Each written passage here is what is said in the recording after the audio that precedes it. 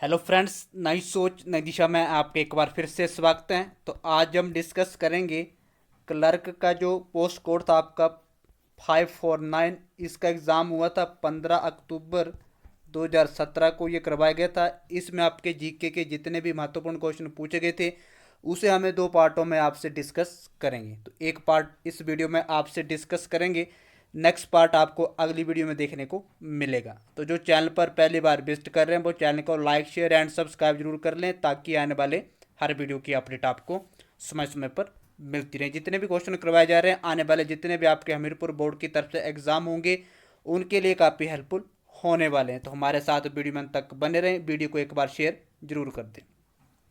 हिमाचल का अक्षरश अर्थ क्या है? इसका अर्थ है हिमाच्छादित पहाड़ों की भूमि। प्राचीन लोगों को शिवालिक पहाड़ियां किस नाम से ज्ञात थी? तो उनको ज्ञात थी मानक पर्वत से। ब्यास नदी कहाँ से निकलती है? बारालाचा दर्रा, रोहतांग दर्रा, शिपकली दर्रा, जोजिला दर्रा। तो ब्यास नदी निकलती है रोहतांग दर्रा से। दूधों और पार्वती हिम नदियां हिमाचल प्रदेश के किस जिले में स्थित हैं? कांगड़ा, चंबा, कुल्लू, सिरमौर। तो ये आपके कुल्लू जिले में स्थित है।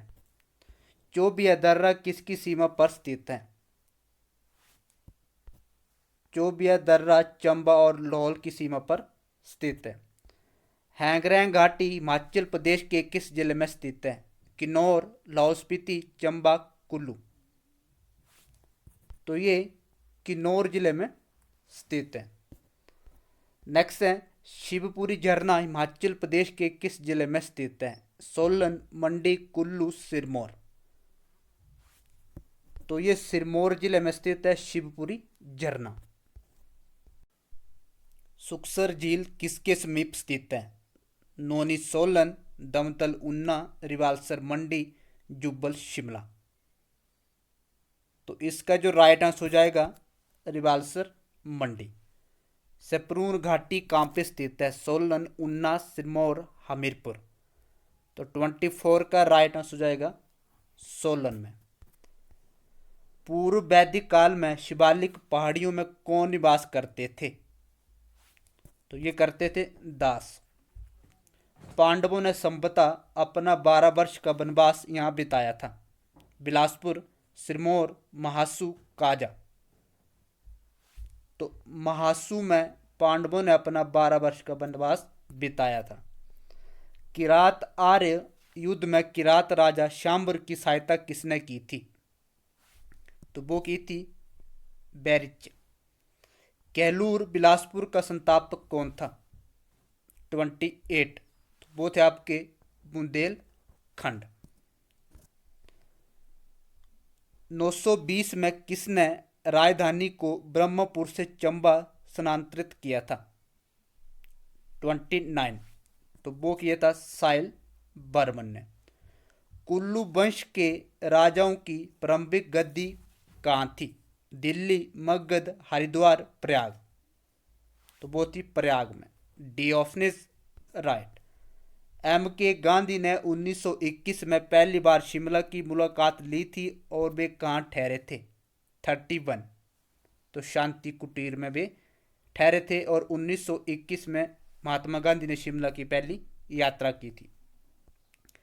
धामी सत्याग्रह के नेता कौन थे? 32। तो वो थे आपके भागमल सोडा। जड़ पाए जाते हैं 33।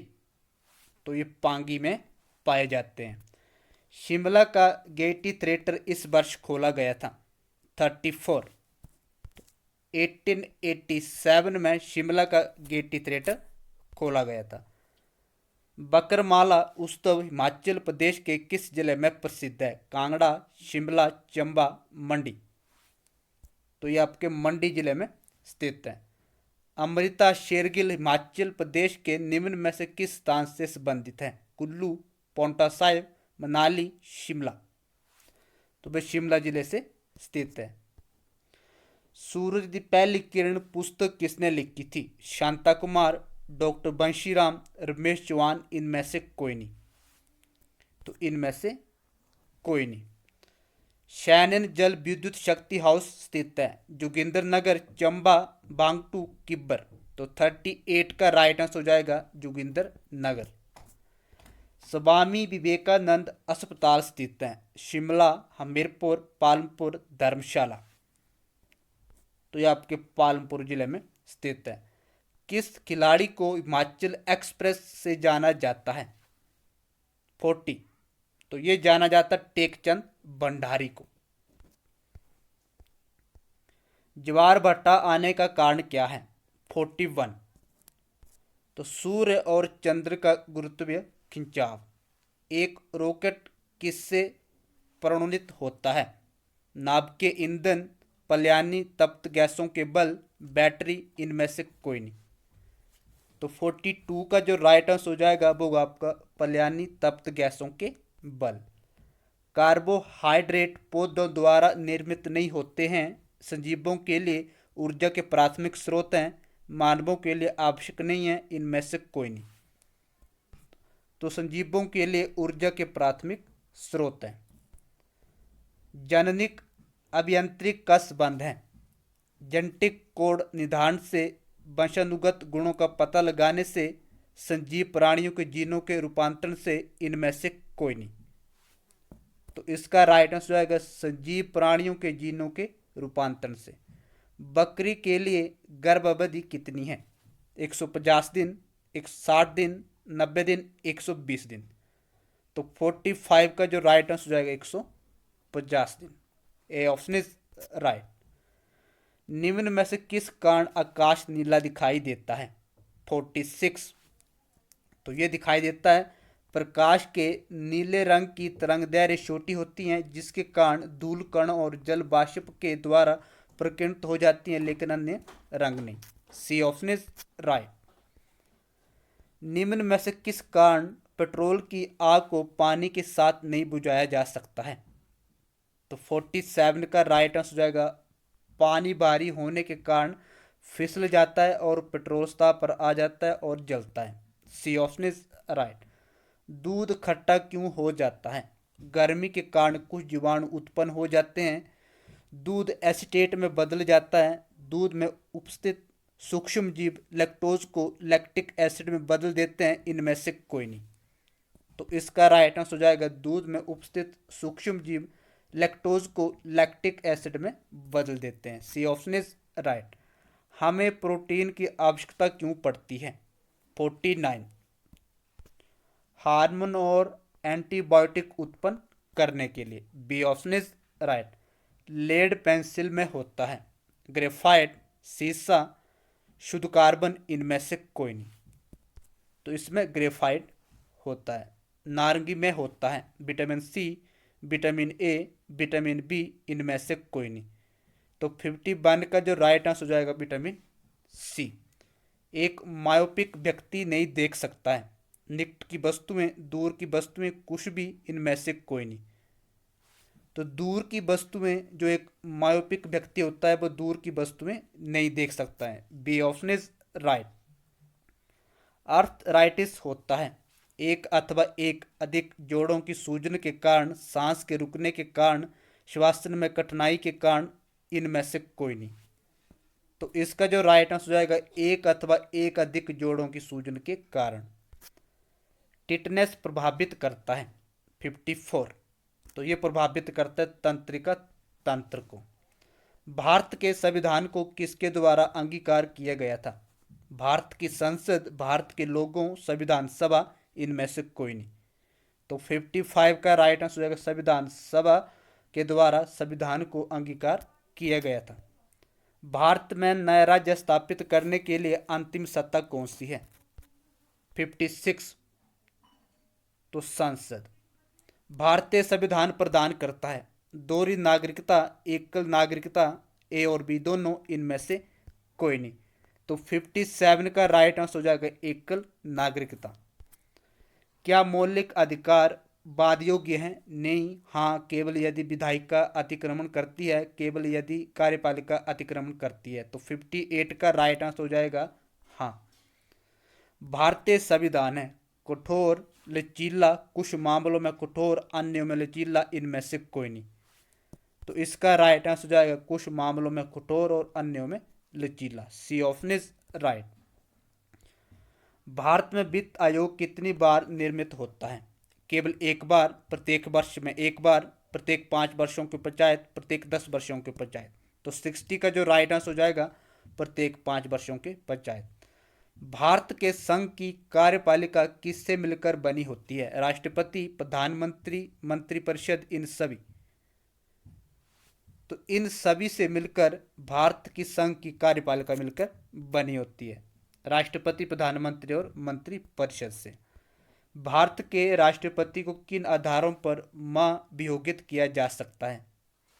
तो 62 का राइट आंसर हो जाएगा संविधान के उल्लंघन के लिए।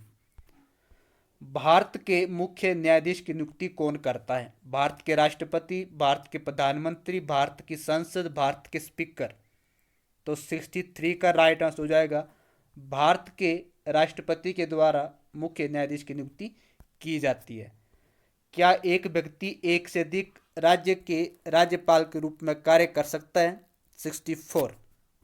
यस, वे एक व्यक्ति एक से अधिक राज्यपाल के रूप में कार्य कर सकता है। उच्च न्यायालय के मुख्य न्यायाधीशों की नियुक्ति कौन करता है? राज्यपाल, भारत के मुख्य न्यायाधीश, भारत के राष्ट्रपति, भारत के प्रधानमंत्री। तो भारत के राष्ट्रपति के द्वारा उच्च न्यायालय के मुख्य न्यायाधीशों की नियुक्ति की जाती है। भारत के केंद्र शासित प्रदेशों का प्रशासन कौन करता है? उपराज्यपाल, राष्ट्रपति, संसद के कानूनों द्वारा विनियमित निर्वाचित प्रतिनिधि, भारत के गृह मंत्री। तो 66 का जो राइट आंसर हो जाएगा वो आपका राष्ट्रपति संसद के कानूनों द्वारा विनियमित। B option is right. योजना आयोग की स्थापना कब हुई थी? 67। तो ये हुई थी 1950 में। निम्न में से कौन सी महिला भारतीय राज्यों की राज्यपाल बनी थी? 68। तो वो थी सरोजिनी नायडू, भारत के राज्यों की राज्यपाल बनी थी। राज्यसभा जो संसद का उच्च सदन है, 69। तो वे स्थायी निकाय है। B option is right.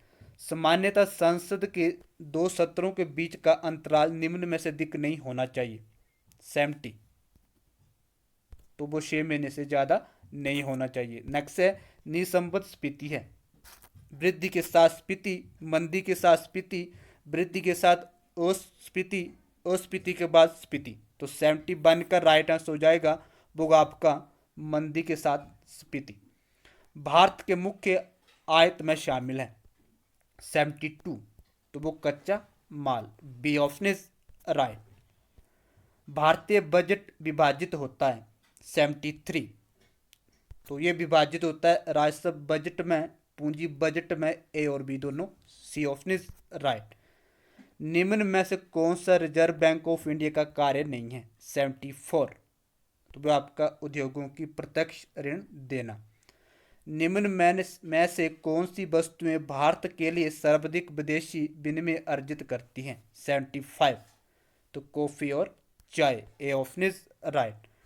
निम्न में से किन साधनों द्वारा गरीबी को दूर नहीं किया जा सकता है?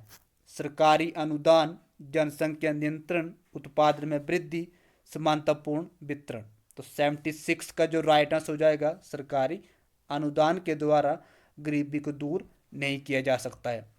कर्मचारी भविष्य निधि अधिनियम कब अधिनियमित हुआ था?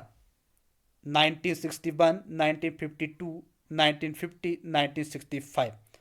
तो 77 का राइट आंसर हो जाएगा 1952 में। स्थानिक निकायों के लिए निम्न में से एक आय का मुख्य स्रोत क्या है? 78। तो वह आपका संपत्ति कर। निम्न में से कौन सी फसल की खेती असिंचित भूमि पर नहीं की जा सकती है? 79। तो वह आपकी गन्ना। B option is right. निम्न में से कौन सा एक यूटीआई का एक मुख्य कार्य है? 80। तो 80 का राइट आंसर हो जाएगा छोटी बचतों को बढ़ावा देना। ए ऑप्शन इज राइट, तो आज के लिए इतना ही। अगला पार्ट आपको अगली वीडियो में देखने को मिलेगा। अगर आपको लगता है कि मेरे द्वारा कोई क्वेश्चन जल्दबाजी में गलत करवा दिया है तो आप मुझे कमेंट में भी बता सकते हैं। वीडियो को ज़्यादा से ज़्यादा शेयर करें ताकि जो भी अन्य पर्सन हिमाचल एग्ज़ाम की तैयारी कर रहे हैं उन्हें भी इस वीडियो का लाभ मिल सके। तो मिलते हैं अगली वीडियो के साथ, तब तक के लिए धन्यवाद।